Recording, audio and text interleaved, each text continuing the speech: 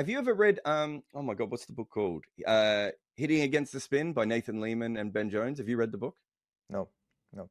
When you As come in, over, I'll give you my whilst I copy. played cricket, I've read very little cricket books because I would get easily influenced by them, especially the autobiographies. They were just, especially as a young kid, I'd read a lot, right? Yeah. And I started seeing that when I played first class cricket, I think I was reading Stephen Waugh's autobiography. And then I suddenly started thinking that I'm Stephen Waugh and I had to struggle to get my runs. And I was like struggling to get my, I was like, what am I doing? Why am I doing this? Like, I don't need this. And then I'm never going to read a book when I'm actually playing cricket, especially a cricket book.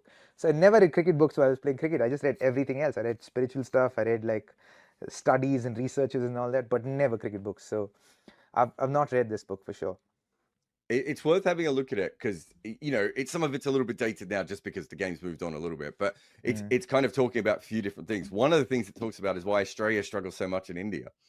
And it's because, for whatever reason, Australia produces more left-handed batters than other countries, right? And then they get to India, and India can just load up on off spinners, right? Mm. And so suddenly you've got players who are not traditional players of spin or play spin in a different way because of Australian conditions.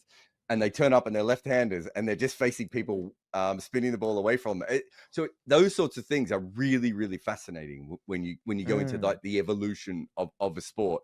And it's probably another reason why Australian bowlers have always been pretty good against left-handers as well, because they have more left-handers to go up against. In fact, when David Hooks first plays for Australia, and he was like the Mm. golden-haired child, and everyone thought he was going to be the next big star, Tony Gregg says, just another rubbish Australian left-hander. Like, it's that known that Australia picks left-handers by that stage that he's just like disregarded, right?